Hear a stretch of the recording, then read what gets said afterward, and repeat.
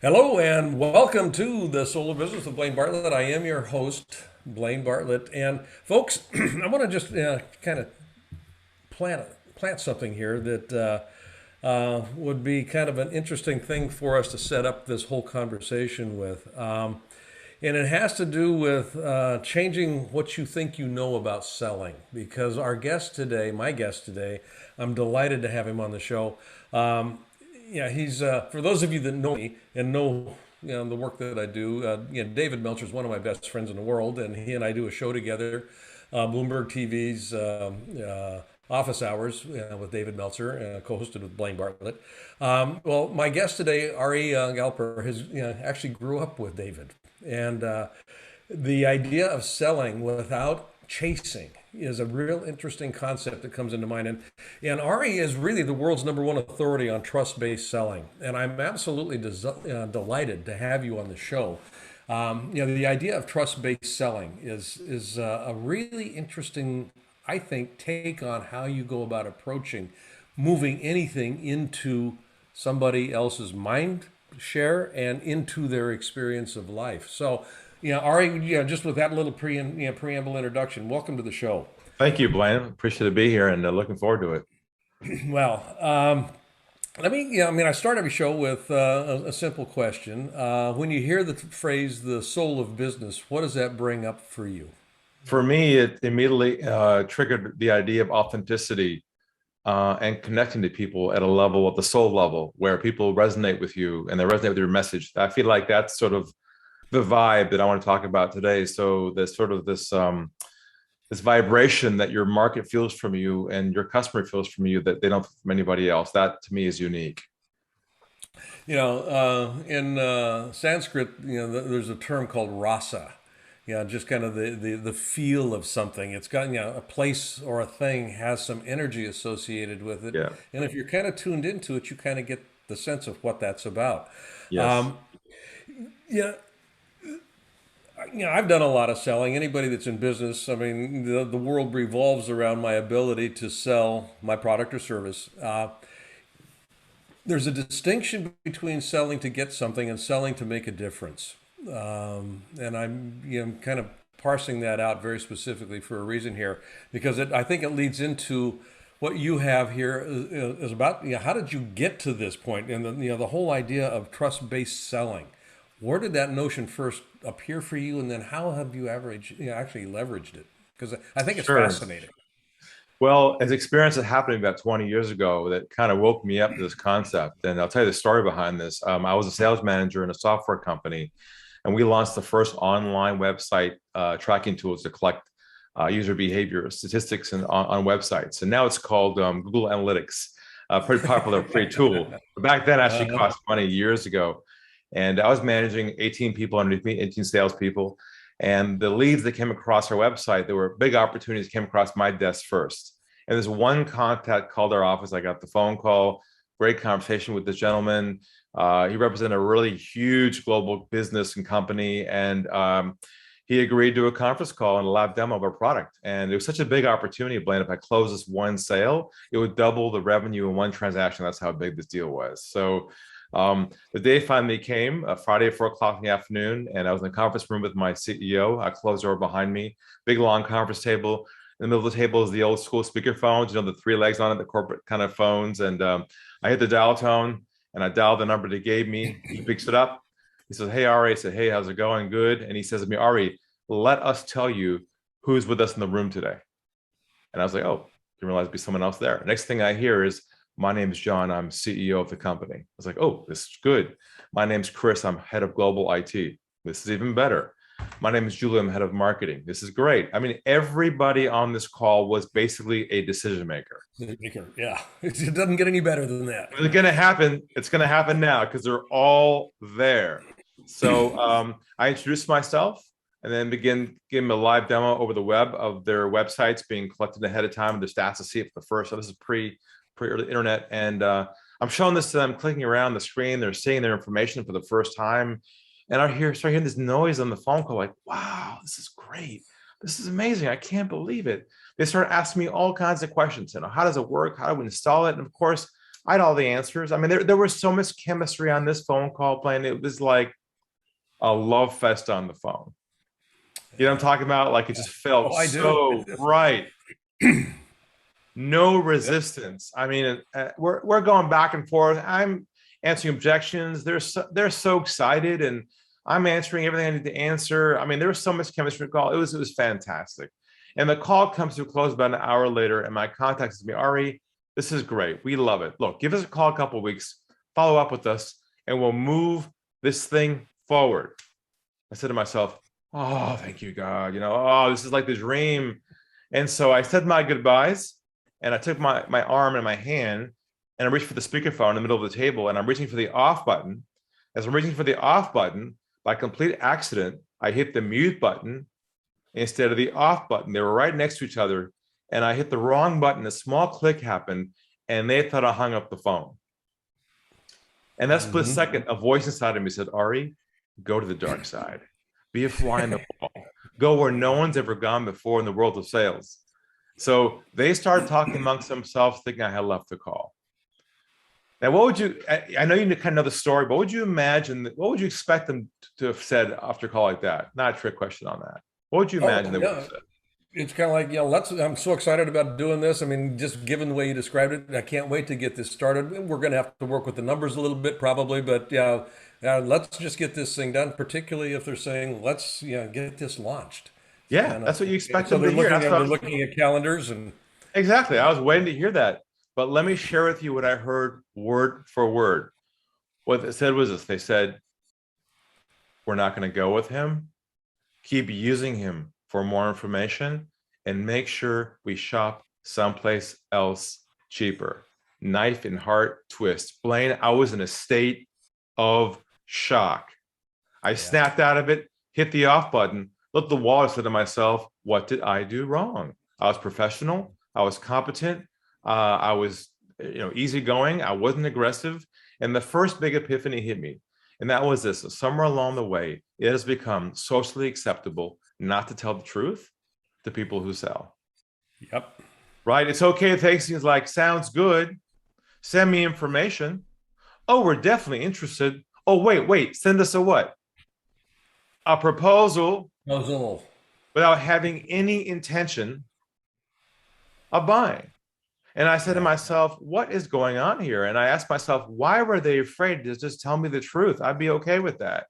And that's when I realized there is an invisible flow of pressure that flows underneath every sales conversation you have with somebody in the sales process. And if you're not aware of that pressure and taking it out of the conversation, what happens is their wall is always up, their guard's up. They give you just enough to chew on with the hope that you'll chase them and pursue them. And the whole dysfunctional game occurs. And so that became the whole wake-up call for me. I said to myself, I've got to crack this code. I've got to unlock this game. I got to help people stop chasing what I call ghosts. People never call you back. And that became my whole approach, where the whole shift is your goal is not to focus on the sale anymore.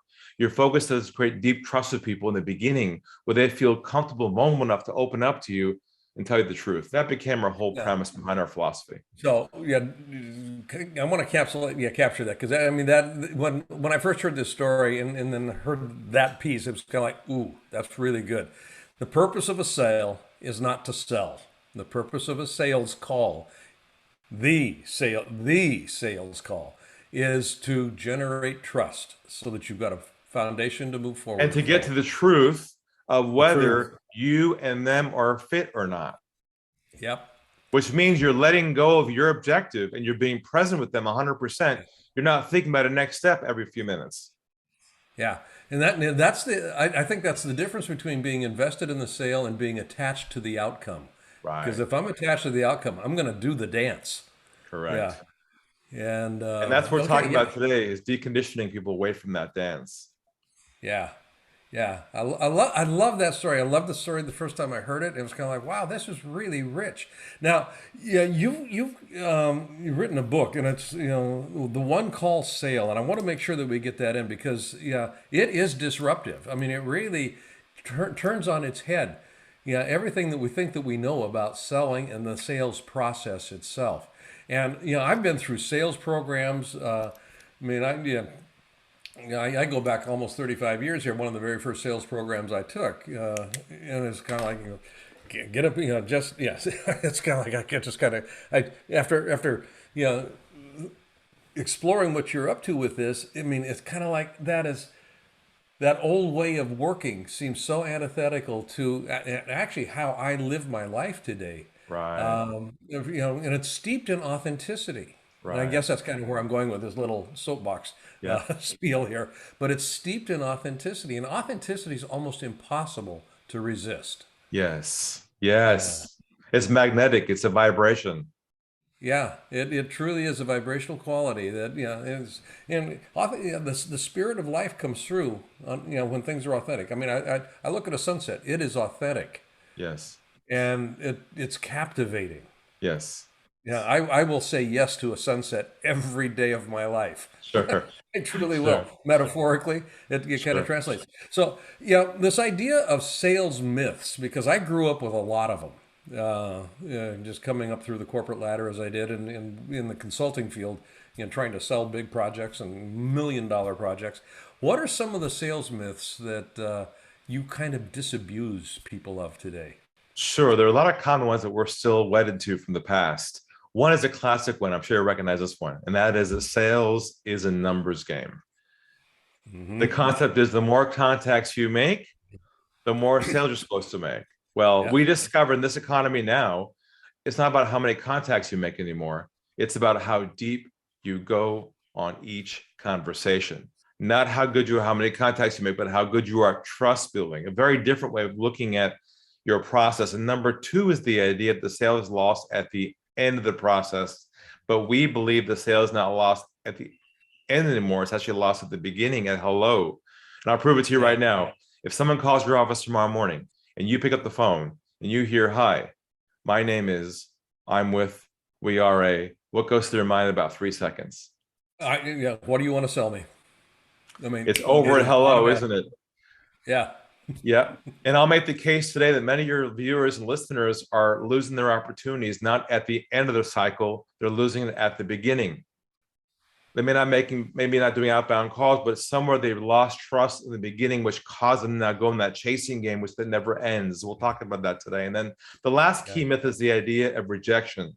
The sales rejection is part of the game. If you can't take a no, if you're not tough enough, if you're not thick-skinned enough, you're not made for success. Well, that we discovered interestingly that rejection is actually triggered by certain things you say and do unconsciously that cause the other person to pull back on you and forces you to fight the battle. We'll talk about that today as well. Yeah. I mean, you lose the sale, not in the close. So there's no such thing as a bad closer. There's a bad opener. Yeah. It's Yeah. essentially what you're saying here. Yeah, let's just unbundle these one at a time because I think this is fascinating. And folks, those of you that are listening, I know that you're running a business. You wouldn't be listening to the Soul of Business if you weren't an entrepreneur or if you weren't a business owner or somebody that is working in business. So I want you to pay particular attention to this because this is gold. It really is.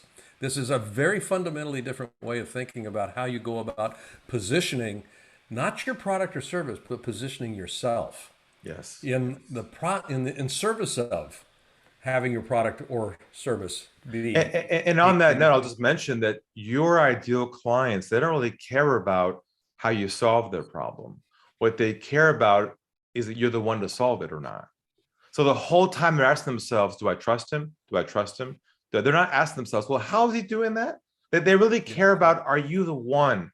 And that's what we don't realize. We think it's about our product and our solution. And look, we're in a world of commoditization right now. How do you can Hmm. differentiate your service over someone else? But if you can differentiate your approach, then you're in a category of one. Yeah. That so this kind of goes back to the soul of the business. How do you have that be a declarative Yes. opening for the Yes. relationships you're trying to create? Yes. Yeah. Yes. So let's walk through this. How do because there's a sequence to it. Yeah. Yeah, yeah. So our framework is almost the metaphor for us is it's a doctor-patient relationship. Hmm. And doctors, when you go to see a doctor, they don't try and build a relationship with you.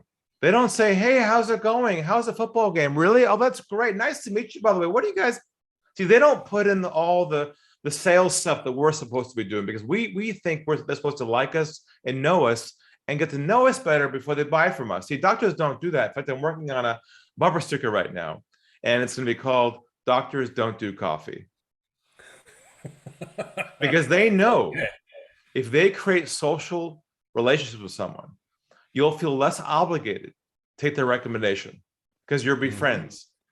And what I discovered was that in trust-based selling, this sounds totally ironic, I know, but your job is not to build a relationship with your prospects pre-sale. You build it after the sale, not before the sale. Now, you're probably going, what the heck? That's what sales is all about, relationship building. That's what the world's about. Well, what I realize is relationship building and trust building are mutually exclusive. What that means is you don't have to put in the whole, hey, how's it going thing. You can take that whole piece out and just diagnose their problem with bedside manner and empathy and warmth, and really help the customer understand their own issue at such a deep level. They say to themselves, man, he just gets me. He understands me. That's what real trust is. Real trust is when somebody else understands you more than you understand yourself. Yeah. Yeah. Now, I want to just mark that one out. Trust building is different than relationship building. Yes. And if you are targeting relationship building on the front end of this conversation, you're going to be dead in the water. They don't want to become your friend. They know it's fake anyways. They just met you, and here you are trying to, they know it's fake. They know it's part of the sales game from the 1980s. They know it's not real. That's why doctors don't do it. Yeah. Trust is what you want to have in place. And based on your, exactly. Yeah. So to the point here, how do you do that? I mean, trust does not take a long time to build. It does not. And I think I'm going to add that number 4 to your list of sales myths. Trust doesn't take a long time to build, in my experience. What it requires, though, is authenticity. Yes. And focusing on their world and not your world. What I tell my clients is I say, fall out of love with your solution and fall in love with your client's problems. Say that one more time. And then you'll fall out of love with your solution and fall in love with their problems, because then you can put yourself in their world and help them understand their own world, amplify the issues, and ask this question, which is this a priority for you to solve once and for all? Or is it something you're happy just to live with and not resolve right now? And I'm okay either way. I mean, imagine telling somebody something. I'm okay either way. I love that. I'm okay either way. Either way. Yeah. The sales is not what I'm here for. I'm here to help. It's like a therapist and a patient. If the patient doesn't own the problem, they're a nightmare patient to have. You got to pull them forward. So you got to switch your authority so they view you as someone who actually cares about them and put the ball in their court. Let them own it, not you. Yeah. You know, part of the way I define leadership, and sales is a leadership activity. It really is. I'm always selling as a leader. But it's co-creating coordinated movement. And the first piece on that is co-creation. It's ownership transfer. Yes. Yeah. I mean, I can't co-create unless ownership has actually been shared at that point in time. Yes. And, you know, we're going to take a brief break here in just a minute. But one of the things that listeners of the program have heard me say over and over and over again is that everything is a relationship. Everything is a relationship. And all an organization is a collection of people in relationship. Now, that gives an interesting paradox to what it is that we're just talking about here, because if I'm focusing on building the relationship, and this is the kind of the paradox on this, I can't focus on building the relationship. I've got to focus on building the trust, because that's the foundational platform that everything else works off of. So when we come back, we're going to take a real brief break. My guest here, Ari Galper, I want to continue exploring this notion of trust, because In my experience, people don't understand what trust is. Correct. They don't have a bloody clue what trust is. Yeah. And as a consequence of that, they don't know how to build it. So we'll take a brief break. We'll come back. We'll talk about this.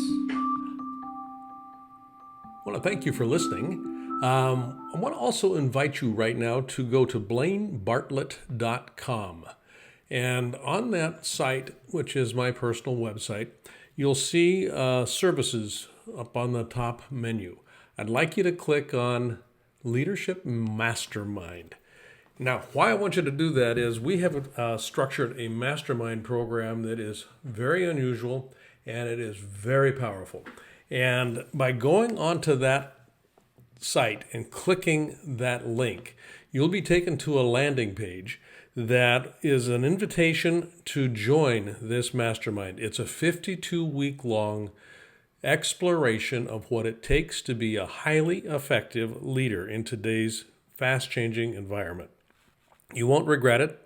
And if you've been liking what you've been listening to on these Soul of Business podcasts, how does one become a leader that can keep connection to the soul of business?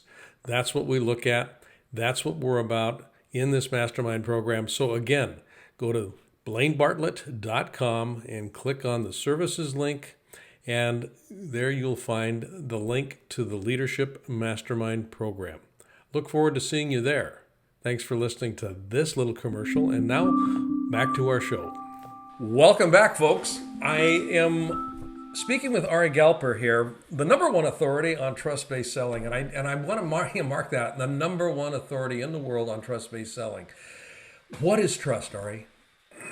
Trust is essentially letting go of your own agenda and putting yourself 100% into your ideal clients and prospects world and helping them understand the depth of their own issues and having them own those issues with full authenticity, with the intention of actually caring about them and helping them, not just to make the sale. And like my influence from this comes from my son, Toby. When he was born, we were told that he had Down syndrome. And at first we didn't know what that meant. But if you know someone has Down syndrome, you know how beautiful the people are. They're just so transparent. They're pure love. They have no hidden agenda. I wrote a book about him called Lessons from Toby. And he's influenced my thinking in this whole 20-year process here to really build this out. Because I said to myself, man, who's the role model here? Not us, it's him. Because he has no hidden agenda. He's just so open and so focused on the other person. I said to myself, he's who we have to become one day. And that's the work I'm doing here. That's my mission, is to help people let go of their own goal and to be in someone else's world so there's instant trust with people. And then things just happen magically from there. Mm-hmm. Yeah. Yeah. When my late wife died, I mean, this whole idea of trust. And I've used this example in a lot of the leadership training I do around authenticity.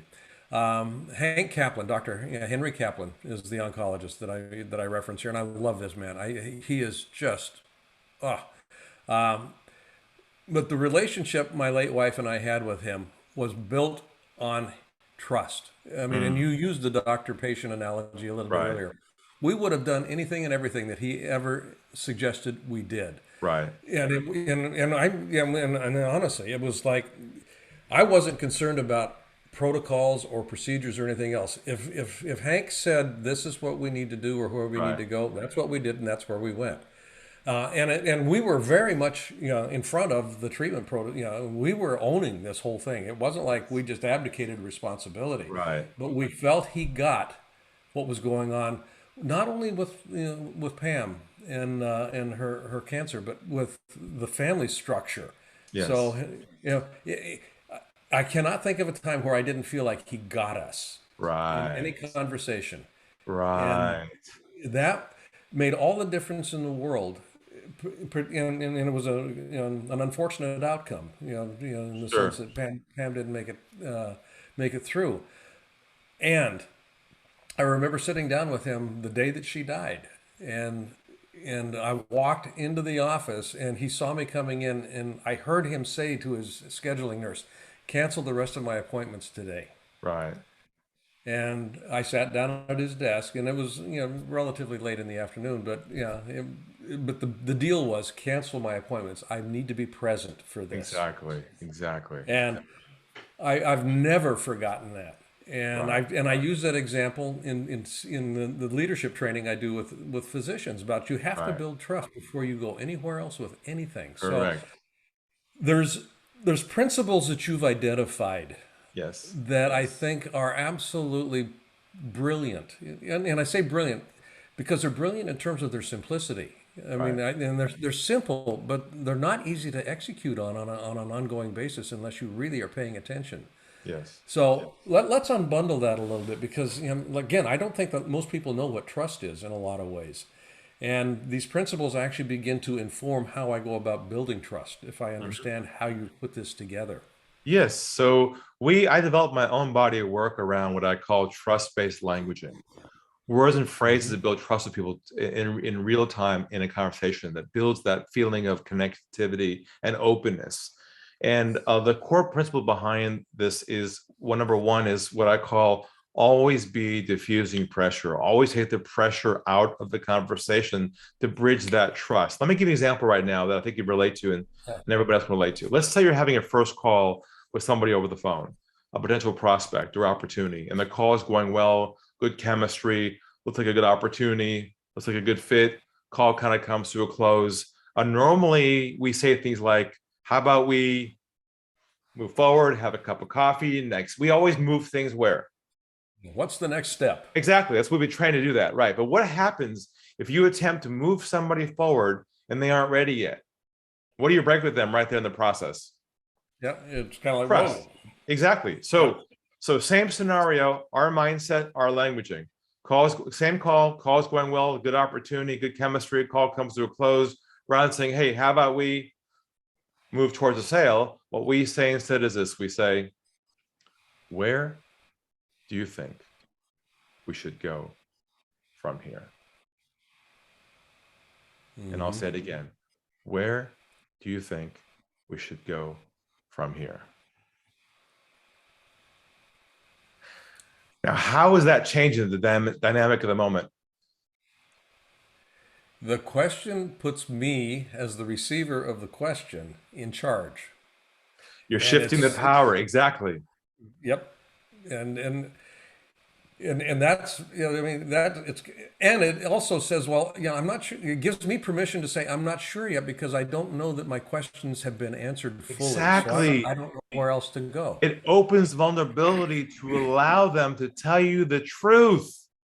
That's the Hmm. goal. The goal is to build this bubble of vulnerability with someone so they feel comfortable opening up to you and telling you everything, not just enough to give you breadcrumbs to get you excited about the sale. You see, that's the Yep. shift that we're doing at the beginning versus wondering at the end what happened, because we've been taught and conditioned to move things forward, not to build trust. You see, the old Yep. gurus taught us our job is to go to step one, step two, step three, and bring them down that track. The problem with that is they know that track a mile away. Within 3 seconds, they know what you're up to. They know the game.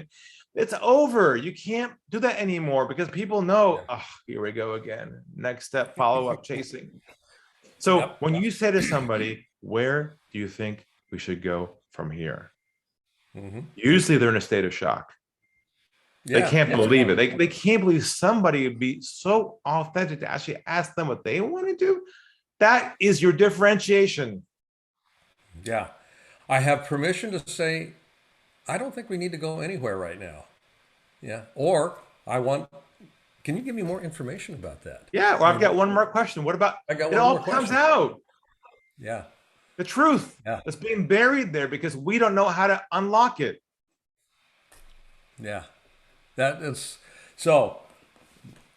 The sale is made in the opening, not in the closing. And I remember when. I mean, I keep going back to death here. That's kind of interesting. But when my dad was dying, I remember a friend of mine was saying, "Well, it must have been hard, kind of being with him." And I said, "Actually, it wasn't hard." And Mm, here's the reason it wasn't hard. Instead of saying goodbye to him, going to see him to say goodbye on an ongoing right. basis for, I think it was about 6 months, I would go there and I'm saying, Dad, tell me something I don't know about you. Right. I'd go there to, basically to say hello. Right. Yeah. Hi, Dad. Let me know something about you I don't know. Being And present. we Yeah. had the most fascinating conversations out of that. Right. And it was authentic. It wasn't, oh, I'm so sorry to see. I mean, tell me Right. what I can. No, it was none of that. It was a conversation that brought life to the Right. process. Right. And in the bringing of life to the process, there was all kinds of stuff that we could work with. Right. You were being And present. You were being present there. absolutely. Tell me something I don't know about you. So, yeah, where do you think we should go next? Well, let me tell you about this.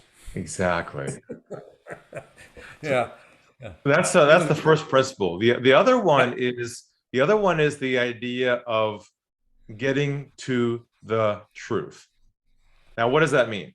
What that means is having the other person feel comfortable opening up to you 100%. So you're not playing the guessing game anymore. Let me give you an example of this.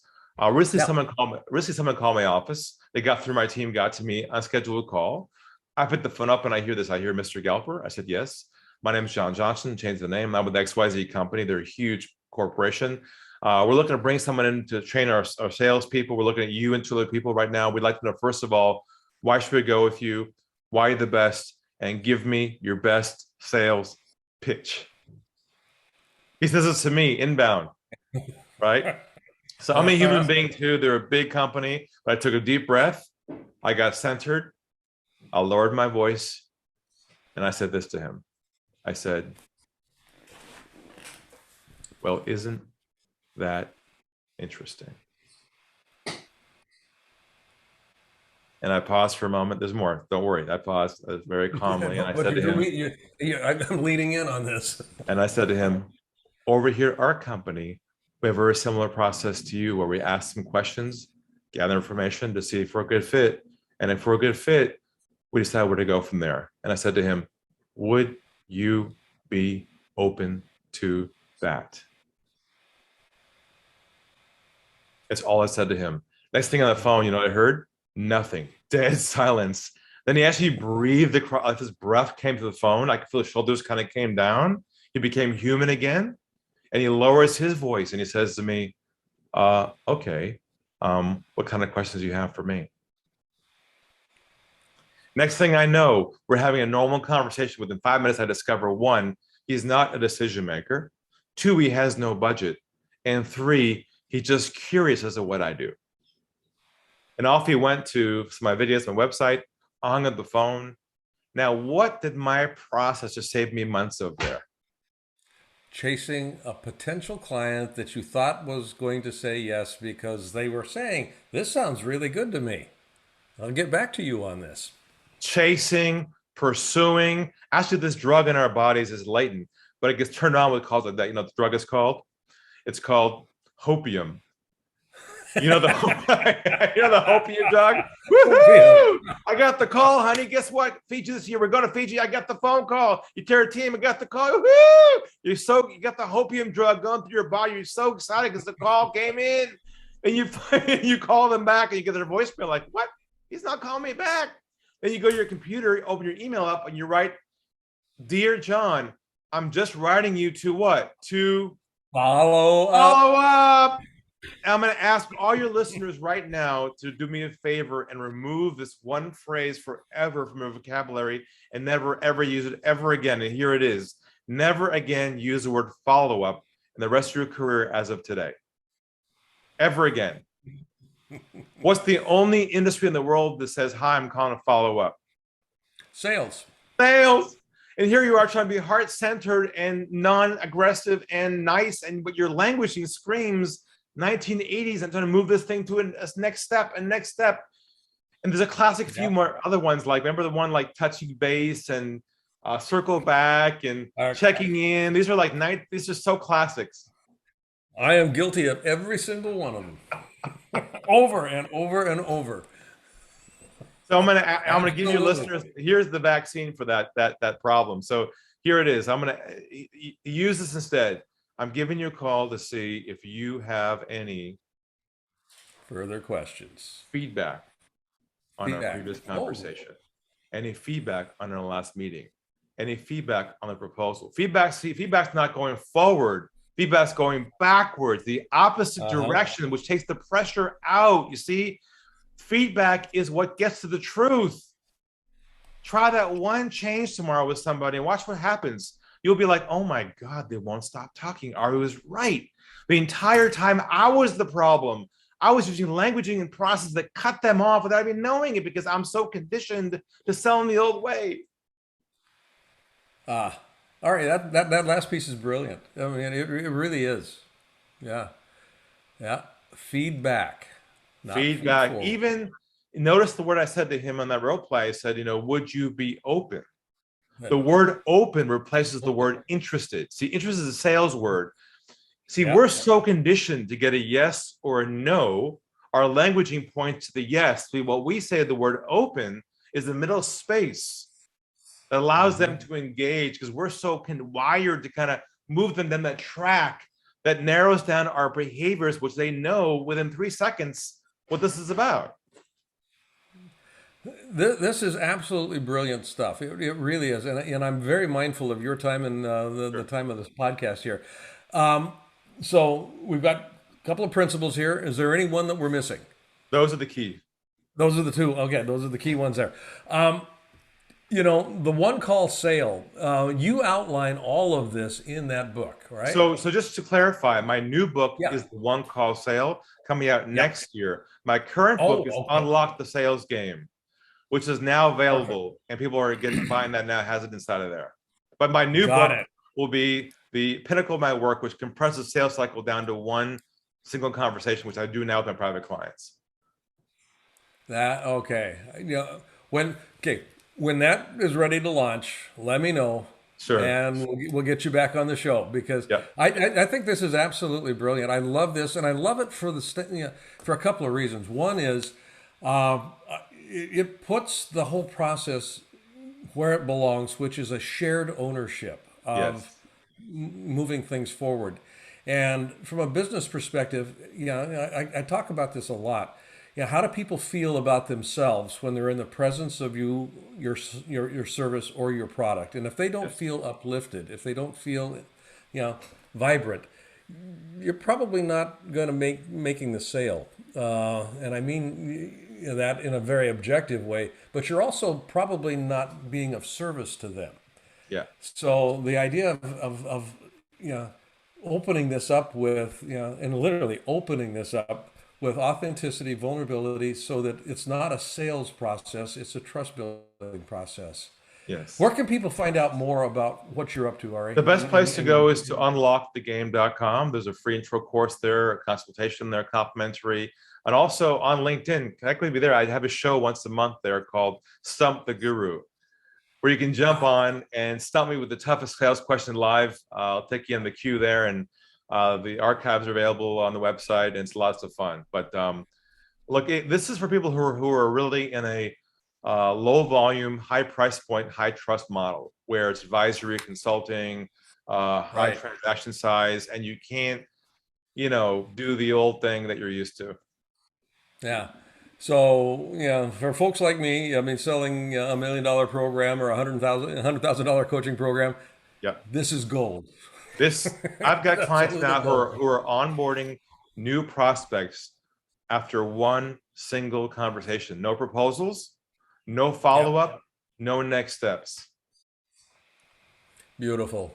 Folks, you've been listening to Ari Galper, the number one, and I mean that truly, the number one authority on trust-based selling.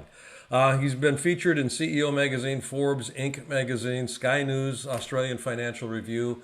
He actually resides in Sydney right now, Sydney, Australia. So that's where the Australian Financial Review and Sky News comes in.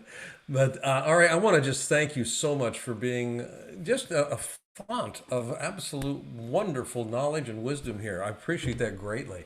Pleasure, Blair. And absolutely. We will have you back on the show. Look forward to it. Okay. And we'll make scheduling a lot easier than we did at this time. For sure. Okay. Folks, you've been listening to The Soul of Business with Blaine Bartlett. Go check out my website, blainebartlett.com. You'll find a number of resources there that hopefully will pique your interest. And if your interest is piqued, give me a call. and we'll see what we can work out to make a difference in your world. You know, my purpose is solving your problem. We'll make it that simple. Okay, Ari, thank you very much. Appreciate Thank it. you. Thank you. You're welcome.